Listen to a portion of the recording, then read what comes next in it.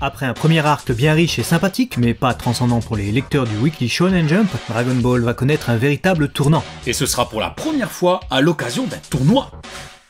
Akira Toriyama et son éditeur de l'époque, Kazuhiko Torishima, comprennent vite que la publication de Dragon Ball ne va pas durer très longtemps à ce rythme-là, car le personnage principal de l'histoire, Goku, ne semble pas avoir d'impact auprès des enfants à l'issue du premier arc. Pour y remédier, il faut donc reprendre l'histoire uniquement avec Goku et Kame Sennin. Finalement, c'est ce même Torishima qui avait incité Toriyama Sensei à faire un manga basé sur les films de Kung-Fu de Jackie Chan qu'il aimait tant, qui l'incite, cette fois, à revenir à ses fondamentaux. Cette base initiale déjà présente dans Dragon Ball, et donc à mettre de côté les autres personnages tirés de Saiyuki et leurs aventures pendant un temps.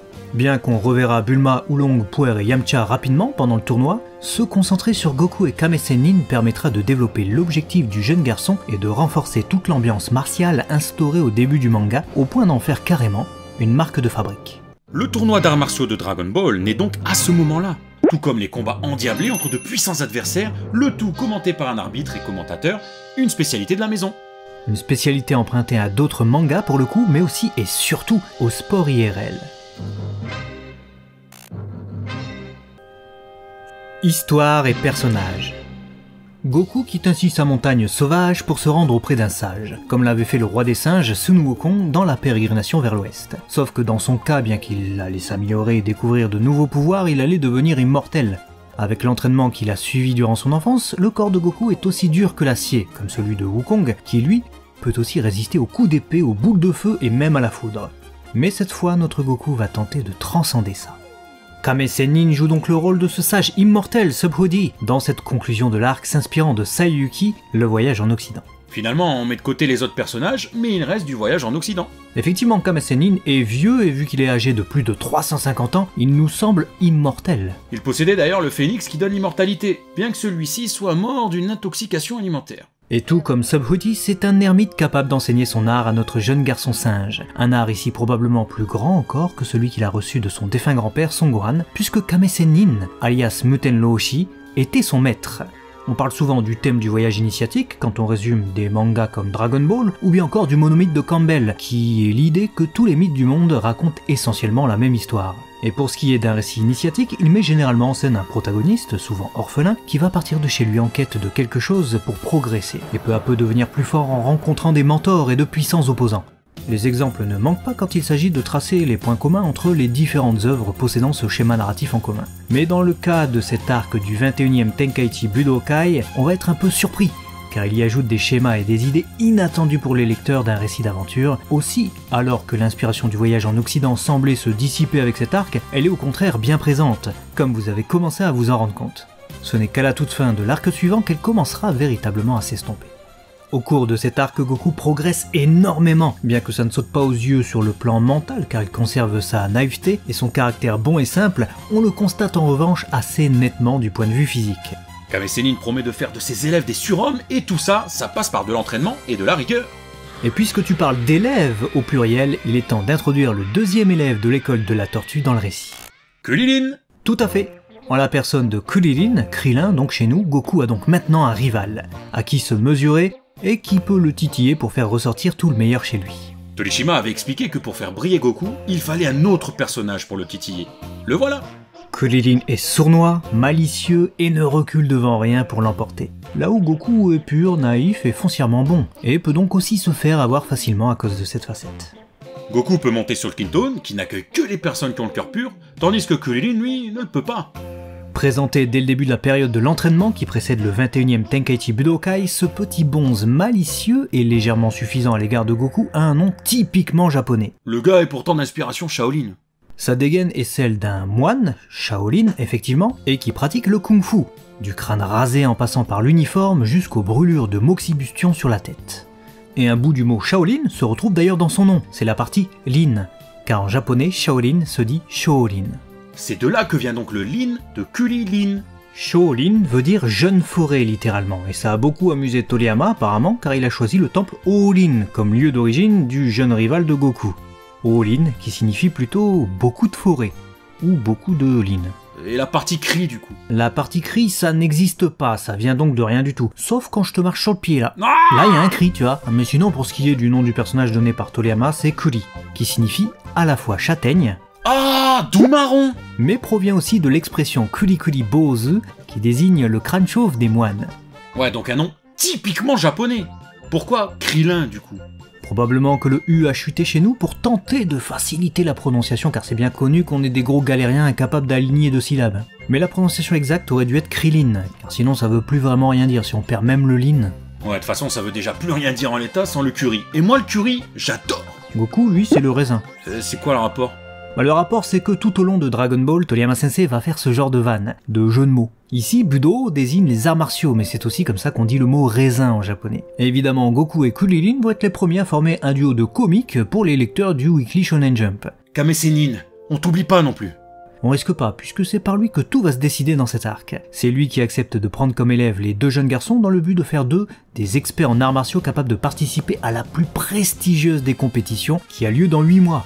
Le Tenkaichi Budokai, littéralement le meilleur tournoi du monde ou encore le tournoi du meilleur du monde. Avec ce tournoi en ligne de mire, les deux enfants vont s'entraîner ensemble et comparer leurs progrès respectifs. Car au fond, les Japonais adorent les tournois. Il n'y a qu'à voir le Galaxian Wars dans Senseiya, bon ok là c'est peut-être pas le bon exemple, mais les compétitions de catch dans Kinnikuman, les tournois de boxe dans Rin Nikakero, ou encore les véritables compétitions sportives, comme le tournoi de baseball du Koshien. Les diffusions des séries Dragon Ball ont d'ailleurs souvent été en pause une semaine à cause des compétitions de baseball. C'est le sport numéro 1 au Japon après tout. Et en ce qui concerne Dragon Ball, c'est à partir de cet arc que le manga commence à exploser. À partir du moment où Goku est devenu le seul personnage principal et qu'il s'entraînait chez Kame Sennin, en compagnie de Krillin, la série n'a alors fait que remonter dans les sondages. Et depuis ce jour, Dragon Ball n'a cessé de gravir les échelons jusqu'à devenir le top 1 mondial dans les années 90. Mais avant d'arriver jusqu'au tournoi, il y a d'abord la partie entraînement. Et celle-ci commence d'ailleurs bien drôlement, puisque pour être entraîné par le grand Muten Roshi, il faut tout d'abord parvenir à lui ramener ce qu'il désire. T'as raison, c'est un personnage de RPG Kame Sennin en fait. Le premier objectif de Goku et Krillin, avant même d'être accepté officiellement comme élève, va donc être de trouver une fille dite fraîche et pulpeuse, Pichi Pichi Gyal en japonais, et de la ramener au vieux pervers. Sacré objectif! Surtout quand on sait que Goku ne sait pas encore différencier les filles des garçons sans faire pan-pan, autrement dit sans toucher pour vérifier. Toriyama est habile pour désavantager son héros dès le début, mais l'honnêteté et la pureté de Goku lui permettront de réussir la quête sans problème, non sans être aidé plus tard par son partenaire capillairement absent.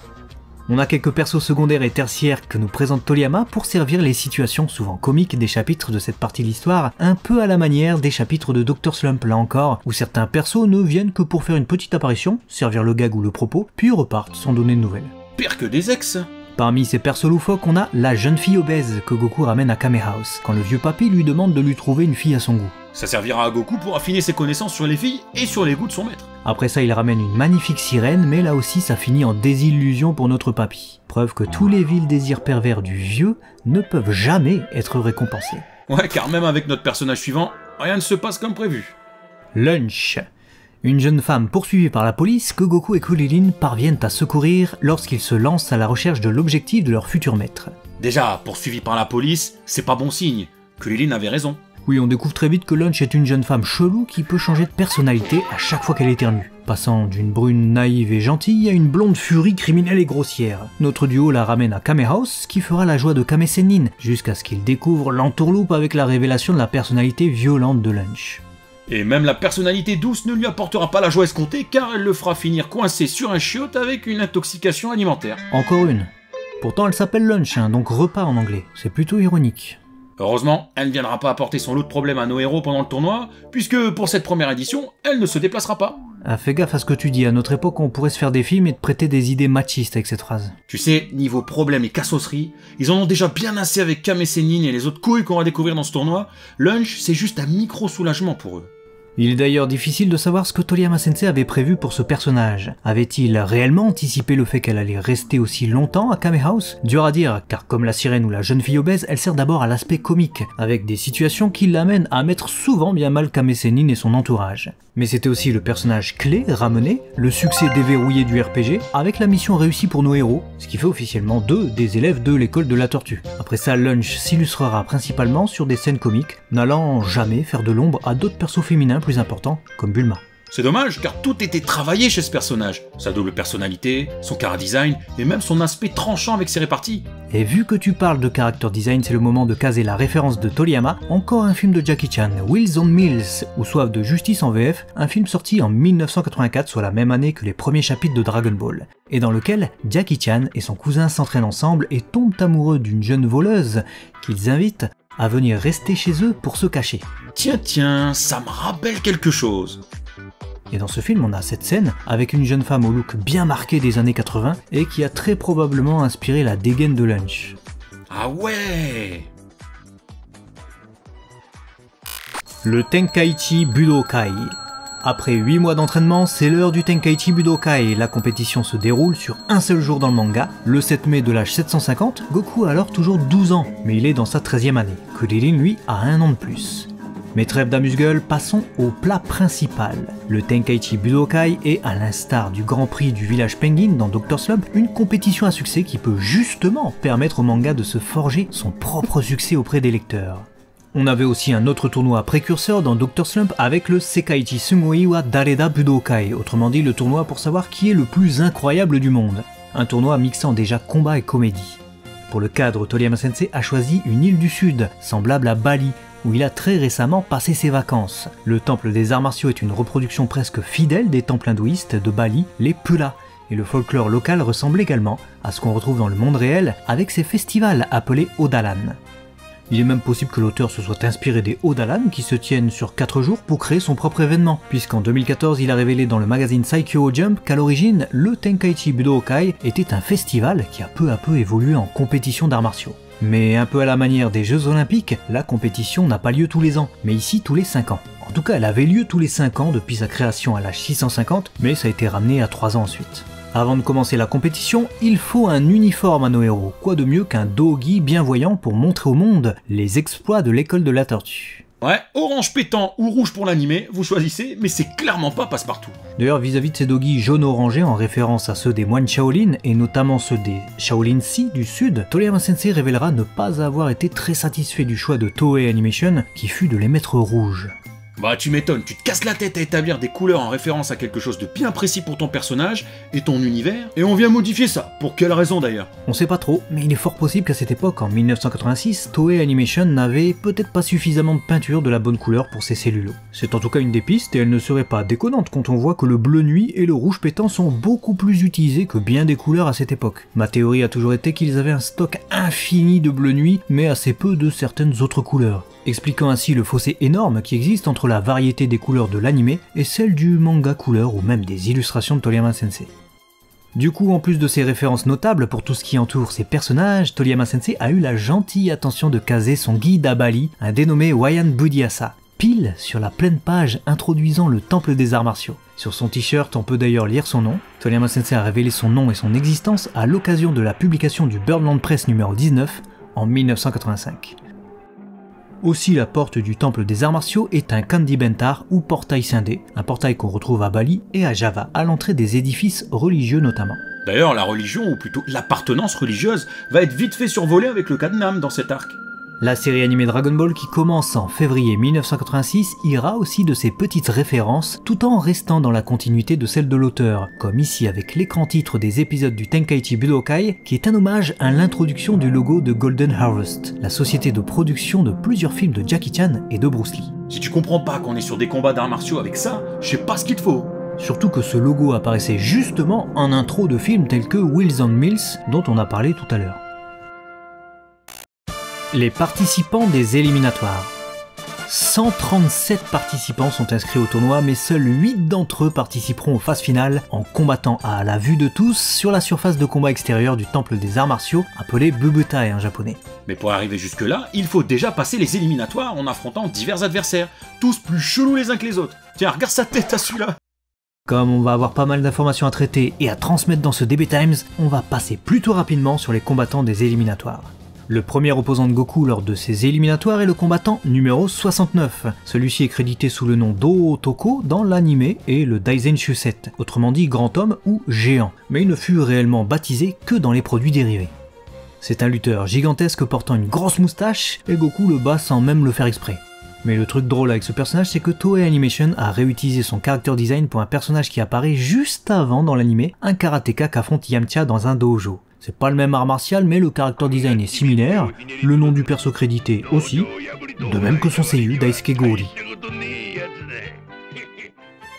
Après ça, on découvre enfin qui martyrisait Kulilin au temple Ōlin, avec les moines du temple, autrement dit les aînés de Kulilin qui participent eux aussi. Tout comme pour Goku, notre petit élève de l'école de la tortue bat son adversaire sans problème, et sans trop comprendre comment. C'est à partir de là qu'ils vont réaliser la force qu'ils ont acquise avec l'entraînement du style de la tortue.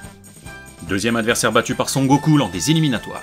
Il doit peut-être son apparence au boxeur vedette de l'époque, Mohamed Ali. Goku le bat en un coup de pied. Après ce combat, Kulilin se retrouve confronté à un combattant de kung-fu, Kung-Fu Otoko en japonais, qu'il fait abandonner après que celui-ci ait pris peur devant l'incroyable résistance du petit chauve. Naturellement, ce combattant est clairement un hommage à Bruce Lee, tant sur le plan des mimiques que de l'apparence qu'on retrouve dans Fist of Fury ou La Fureur de vaincre. On n'a pas idée de shooter dans un crâne chauve avec autant de vigueur, ma parole. Il a cru que c'était un sac de sable ou... Sûrement une référence au film Opération Dragon, où Bruce Lee piétine un personnage nommé Ohara de la même manière.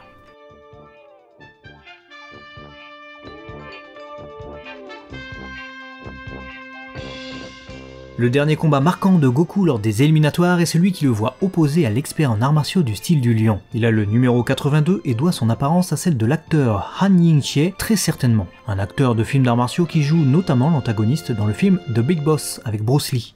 Il sous-estime Goku en voyant sa posture ridicule qui ne semble pas être celle de quelqu'un qui pratique les arts martiaux, et se fait éliminer en 2 temps 3 mouvements. Cela dit, il a de bonnes raisons de sous-estimer son adversaire le pauvre, car il se prépare sérieusement avec une pose du cheval, Mabu, lève les bras, puis met en avant une griffe d'aigle en attendant son adversaire avec beaucoup de rigueur, pour finalement se retrouver balancé comme un rien hors du ring.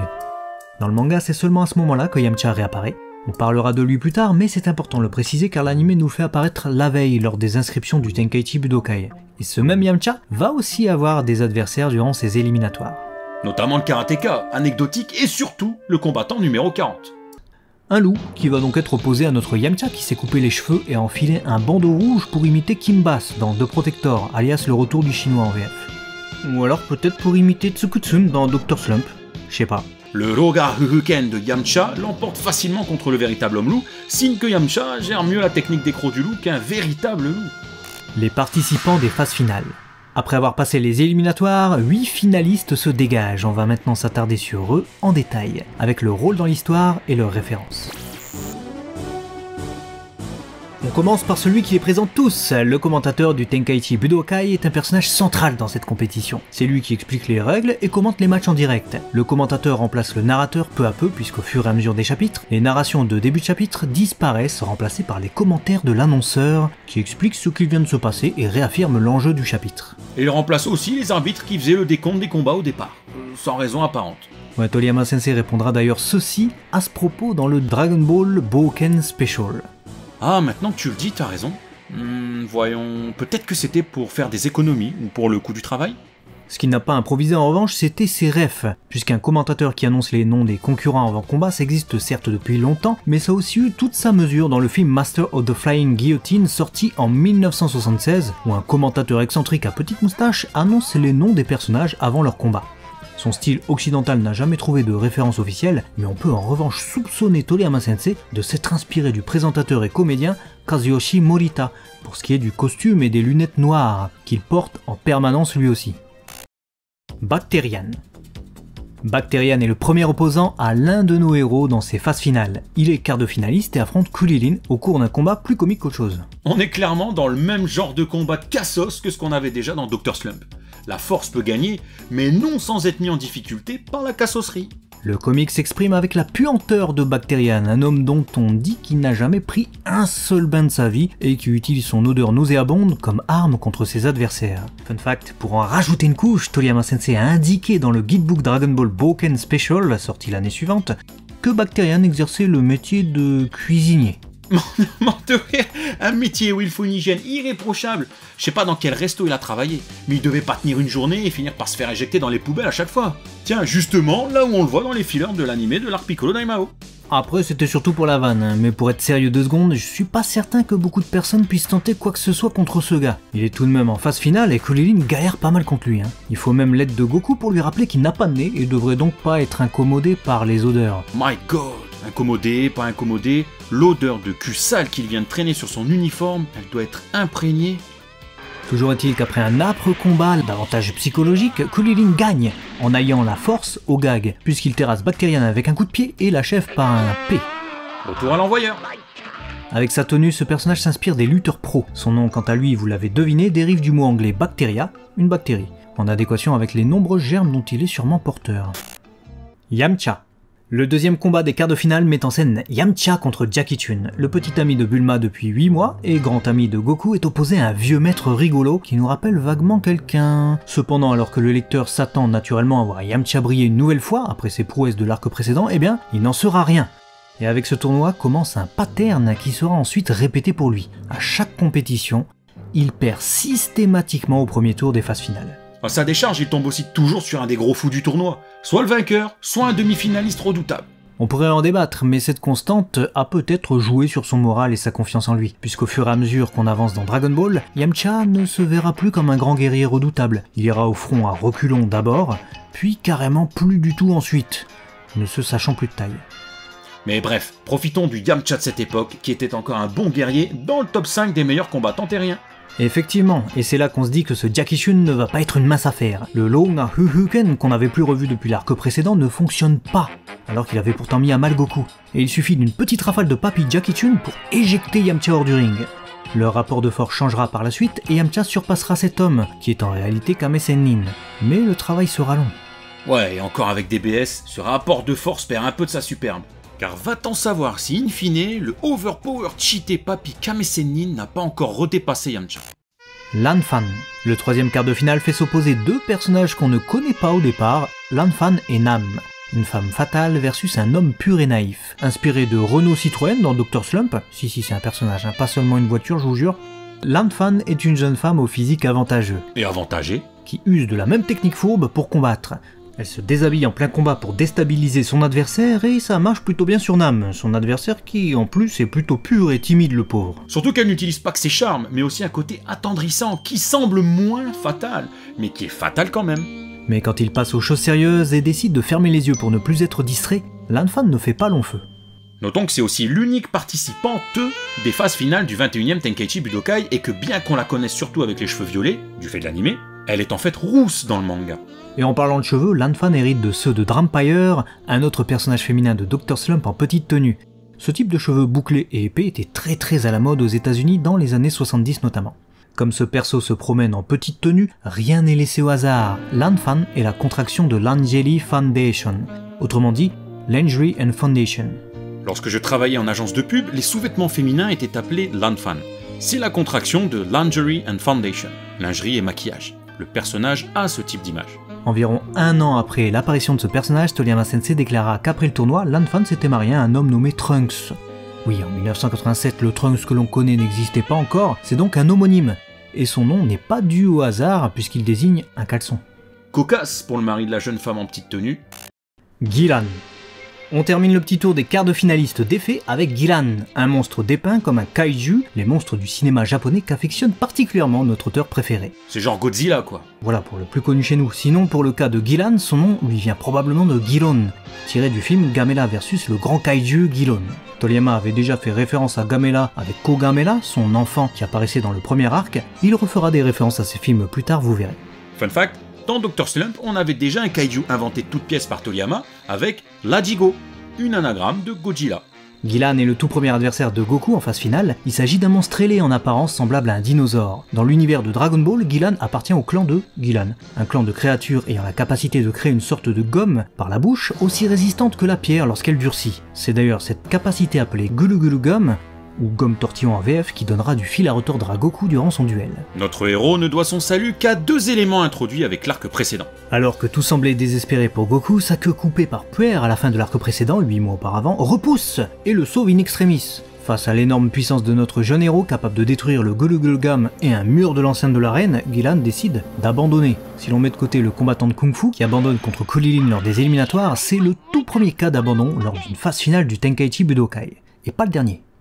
L'anime rajoutera pas mal de background à Gilan en montrant notamment son clan et comment il vit, en créant des barrages. À la manière des castors. pas tout à fait, puisque lui et son clan collent des rochers avec leur gulu-gulu-gum. C'est marrant comme nom, gulu-gulu-gum. Bon, je peux finir? Ouais, vas-y. Bref, il crée des barrages, quoi. Ah ouais. Mais on reparlera de tout ce qui concerne l'animé dans d'autres vidéos, ça sera plus à propos et on aura plus de temps. Vive les Dino Castors, n'empêche. Moi, je connaissais les Dino Riders quand j'étais petit, mais... Krillin. Notre premier demi-finaliste n'est autre que Krillin, bien sûr.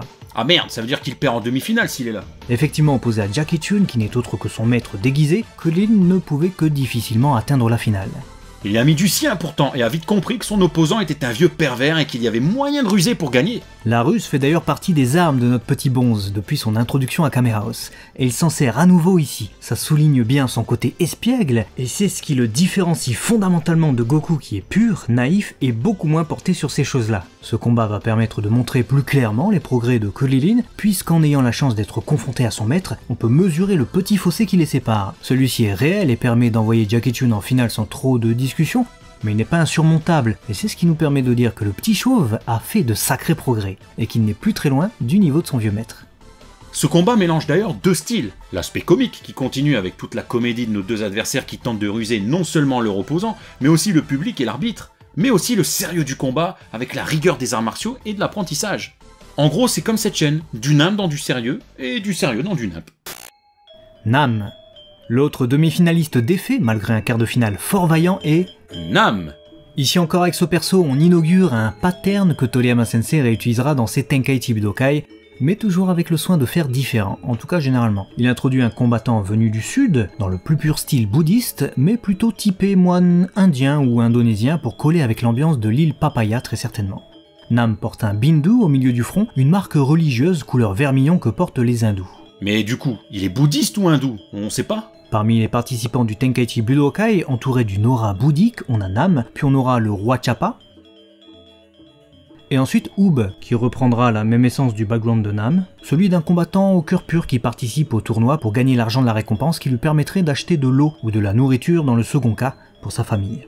Nam est pur, Nam est pauvre, mais il est aussi vaillant, comme on le voit durant son combat contre Goku en demi-finale. Après une victoire logique contre Lanfan, malgré les frayeurs, Nam affronte notre héros et il lui donne du fil à retordre. Notamment avec son Tenku Pekejiken, littéralement technique de la croix céleste, une attaque piquée qui est censée plonger son adversaire dans le coma. Pas très gentil ça.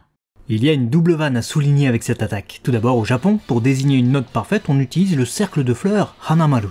A l'inverse, on retrouve Peke, la croix, qui signifie que quelque chose est mauvais ou qu'on a faux, dans une réponse à un examen par exemple. Ici, se manger une croix venue des cieux est donc un peu comme recevoir un refus par le paradis. Ensuite, les mots que prononce Nam lorsqu'il exécute son attaque sont Namu Amida Butsu. Autrement dit, loué soit le Bouddha Amida, ou Amitabha. Il s'agit d'une prière bouddhique, et c'est d'ailleurs de là qu'il tire son nom, Nam. Pour la blague, Toriyama Sensei a même indiqué dans le Dragon Ball Boken Special que ses frères se nommaient Ami et Dabu. Ah ouais, il a mis Namu, Ami et Dabutsu. Au terme de cette demi-finale, Goku démontre encore toute la démesure de sa puissance et bat Nam sans trop de problèmes. Mais malgré sa défaite, Nam put ramener de l'eau à son village, grâce à Jackie Chun qui lui a appris que l'eau était gratuite au puits en ville, et qu'il n'avait qu'à se servir. Il lui offrit une capsule réservoir pour repartir avec le nécessaire pour son village. Nam fait d'ailleurs partie des rares personnes à cette époque à savoir que Jackie Chun est en fait Muten Roshi. Jackie Chun. Et Muten Roshi, alias Kame Sennin, comme il est surnommé, on va en parler justement. On se rend compte assez tôt dans le tournoi qu'il participe aux phases finales sous le déguisement d'un vieil inconnu nommé Jackie Chun. Il y a même toute une sous-intrigue avec Yamcha qui tente de le démasquer, persuadé d'avoir reconnu Muten Roshi. Il a quand même percuté avant tout le monde. Évidemment, il a raison, mais le grand-père parviendra habilement à le duper, notamment grâce à l'aide de Nam qui servira ses intérêts après que le papy l'ait aidé gentiment. L'anime jouera beaucoup sur ça, en rajoutant aussi quelques gaffes de Jackie Chun qui faillit se trahir durant son combat contre Goku. Bien qu'il soit inconnu de tous, Chun fera sa renommée durant ce tournoi où il parvient à se hisser jusqu'en finale et à la remporter, non sans démériter, car si on prend du recul, c'est clairement lui qui a eu les plus rudes adversaires. Yamcha, Krillin, puis Goku. Il a eu le parcours le plus compliqué et a quand même gagné. Il a aussi eu de la réussite à plusieurs reprises, celle nécessaire au vainqueur au final. Bien que la victoire n'était pas écrite à l'avance, elle était donc finalement logique, d'autant que ce perso incarne parfaitement ce qu'on disait tout à l'heure, l'esprit de Dragon Ball, avec cette alternance entre sérieux et nimp en permanence. Bien qu'il réutilise le Kamehameha durant son affrontement contre Goku, il ne se fait pas démasquer et parvient à faire avaler le plus gros à tout le monde. Plus c'est gros, plus ça passe, comme on dit. Après la finale, il reprend son apparence de Muten Roshi pour aller distiller à ses élèves une leçon de vie. À cette occasion, Toriyama nous apprend qu'il a écrit tout ça dans ce seul but, à travers ses mots. Et il n'a pas fini de nous en apprendre de belles, puisque dans une interview donnée dans le Dragon Ball Chosenshu 4 en 2013, il explique qu'il n'avait pas déterminé à l'avance qui remporterait le tournoi. Il dessinait donc les chapitres avec peu d'avance et dans l'incertitude quant au vainqueur.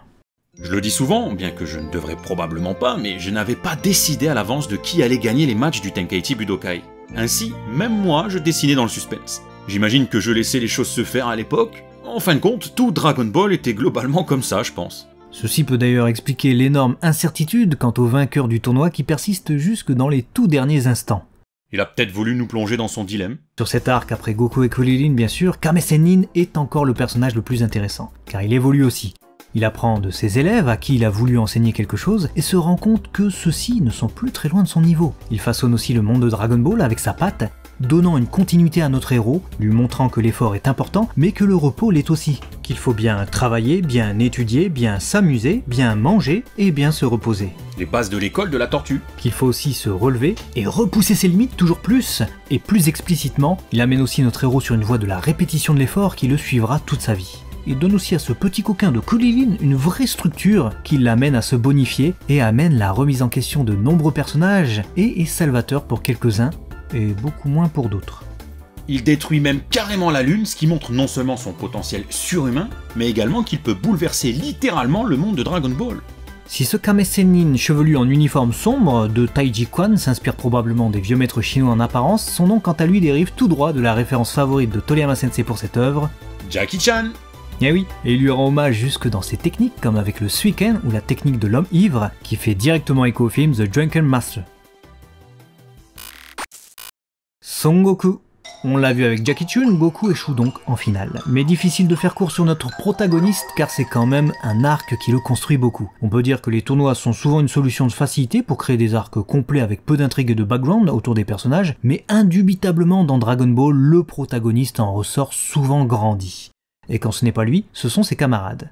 Dans cet arc, Goku et Krillin constatent avec surprise leur progrès grâce à l'entraînement de Kame Sennin. Ils savaient le vieux maître légitime, mais ils étaient loin de se douter qu'ils atteindraient le niveau de surhomme aussi facilement. C'est d'ailleurs ce que dit Kame Sennin durant leur entraînement. Il va vous falloir dépasser, transcender les limites de l'humain. Voilà ce que font parfaitement nos deux petits ici. Goku les transcende même tellement qu'il n'a que faire de la puissance d'un monstre comme Gilan, résiste aux attaques presque fatales de Nam et parvient à égaler son maître lors de la finale. Jusqu'à aller au double KO. Jackie Chun s'en sort finalement grâce à son allonge et son expérience. Et il se transforme de nouveau, littéralement, en monstre à cette occasion. Un écho probable à cette condition nécessaire, d'autant qu'il n'y a que sous cette forme qu'il peut totalement surpasser Kame Sennin en combat. Et aussi peut-être un écho au fait que Sub-Hody ait enseigné à Sun Wukong la transformation, et la capacité de changer de taille à volonté au point de justement devenir un singe gigantesque. Autre rêve passé inaperçu, le contre-Kamehameha lancé par Son Goku ici rappelle les batailles de rayons laser entre kaiju, comme on en avait notamment dans Godzilla versus Mechagodzilla. Généralement, deux rayons s'opposent puis explosent. On a la même chose lors du 23e Tenkaichi Budokai contre Ma Junior, puis contre Vegeta ensuite. La naissance des batailles de Kikorin, autant dire. À l'issue de cet arc, Goku est évidemment contrarié par sa défaite, mais ça ne dure pas bien longtemps, car il est content d'avoir affronté quelqu'un d'aussi fort que Jackie Chun. Et la leçon qu'il reçoit de son maître ensuite le motive à continuer à s'entraîner pour devenir toujours plus fort et rencontrer toutes sortes d'adversaires qui l'aideront à se surpasser. On peut dire que c'est là le début de la caractérisation de Goku tel qu'on le connaît encore aujourd'hui. Puisque dans le premier arc, même s'il avait ce goût de l'aventure et voulait devenir plus fort, il n'y avait pas encore cette notion d'excitation au combat et ce désir de croiser tous les gars les plus forts. En conclusion, avec cette fin d'arc, il est difficile de rejoindre Torishima quand il dit que Dragon Ball ne véhicule pas de message, ou plutôt, comme on doit le comprendre, Dragon Ball ne s'octroie pas le droit de distiller une morale. C'est faux. Ici, avec Kame Sennin, même implicitement, Toriyama Sensei y met du sien, et en voulant apporter de la matière au background de Goku, nourrissant sa motivation et ses objectifs, finalement, il arrive à nous toucher. Cette leçon marche aussi sur nous. On a, qu'on le veuille ou non, envie de progresser, devenir plus humble peut-être, de regarder autour de soi, ou même de se fixer des objectifs à atteindre. Et c'est en ça que Dragon Ball est fort. On absorbe les motivations des personnages et on grandit en comprenant ces messages. Là où Torishima-san avait raison, c'est en orientant Toriyama pour cet arc. L'éditeur a pas mal étudié Hokuto no Ken qui était alors le plus gros succès du moment dans le Shonen Jump et s'est arrangé pour que Toriyama Sensei fasse autrement plutôt que de le copier. Si Hokuto no Ken était basé sur les arts martiaux de Bruce Lee, alors Dragon Ball serait basé sur ceux des films de Jackie Chan. Si dans Hokuto no Ken les combats sont définis par la manière qu'a le héros Kenshiro de porter ses coups en même temps et à la manière qu'ont ses adversaires de réagir une fois frappés, alors Dragon Ball propose des combats totalement différents axés sur le mouvement, les chorégraphies et la vitesse. Au final, grâce à cette recette nouvelle, Dragon Ball a dépassé Hokuto no Ken bien plus rapidement que prévu. Et on le doit en grande partie à cet arc. En résumé, regardez ce qui marche et pour quelles raisons, mais ne pas copier. Faire différent, avec ses propres armes et sa propre recette maison, née de nos points forts. Narrativement, cet arc est aussi fort car Goku rencontre Kuririn qui devient son meilleur ami et ça aura une grande importance, comme on le verra plus tard. Il soude son amitié avec ses précédentes rencontres et tire des leçons de son entraînement sous la supervision d'un maître. Notre héros apprend qu'il existe toujours quelqu'un de plus fort que soi. Cette leçon va l'amener à vouloir toujours se surpasser et à vouloir rencontrer ces fameuses personnes plus fortes que lui encore. Et nul doute que ces rencontres surviendront déjà dès le prochain arc. Si cette vidéo, fort riche, vous a plu, n'hésitez pas à nous le faire savoir dans les commentaires et en partageant la vidéo sur vos réseaux, c'est le plus important pour nous. Si vous êtes déjà abonné, un petit like de soutien nous fera probablement remonter dans l'algo YouTube. Et pour ceux qui ne le sont pas encore, n'hésitez pas à rejoindre la chaîne pour ne louper aucune vidéo, car il y en a chaque semaine. Donc suivez bien et à très vite. Merci de votre soutien. Matane.